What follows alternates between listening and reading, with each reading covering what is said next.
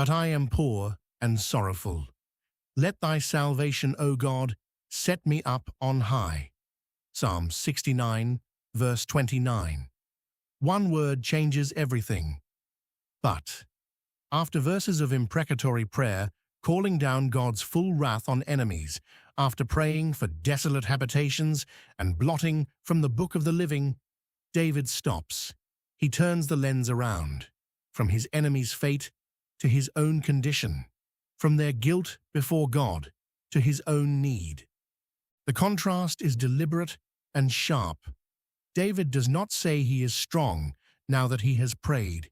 He does not declare victory because he has brought his case before God. He says he is poor and sorrowful.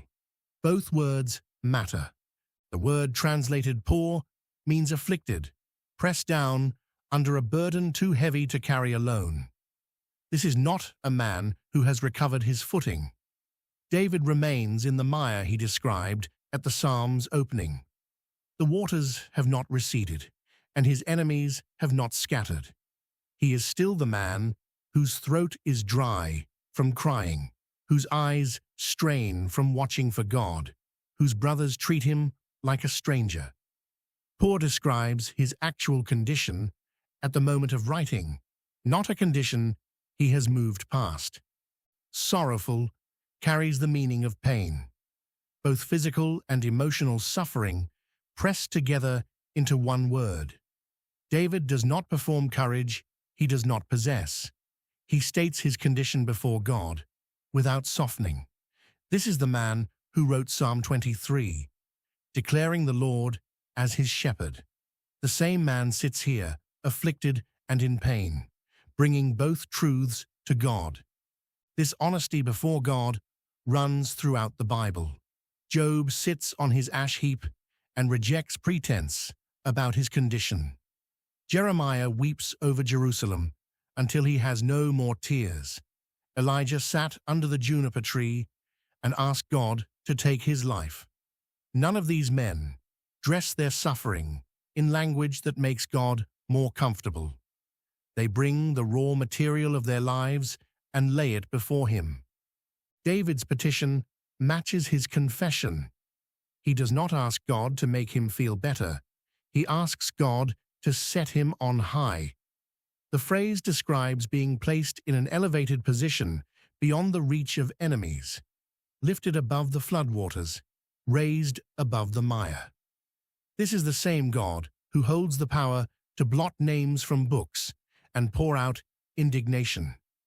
David asks God to lift one poor and sorrowful man out of his present condition. The petition rests on God's salvation. David does not appeal to his own righteousness. He has already confessed his foolishness and sins in verse 5. David does not appeal to his office as king or his past victories. He comes as a poor man to a wealthy kinsman, empty-handed, with nothing to offer except his need and God's known character. Paul quotes the surrounding verses of this psalm in Romans and applies them to Christ. The New Testament writers read Psalm 69 as messianic, and verse 29 carries that weight. Christ on the cross is the ultimate poor and sorrowful one, bearing affliction no man has ever carried. His cry of desolation in Matthew 27, verse 46, echoes the same pattern David establishes here. Yet the Father sets him on high, raising him from death, and seating him at his right hand, the highest elevation possible. For every believer walking through seasons of affliction, this verse provides both permission and direction. Permission to name the condition before God. Direction to bring that condition to God's salvation alone and ask to be lifted. David is still in the mire. He says so, and he asks God to move him from it.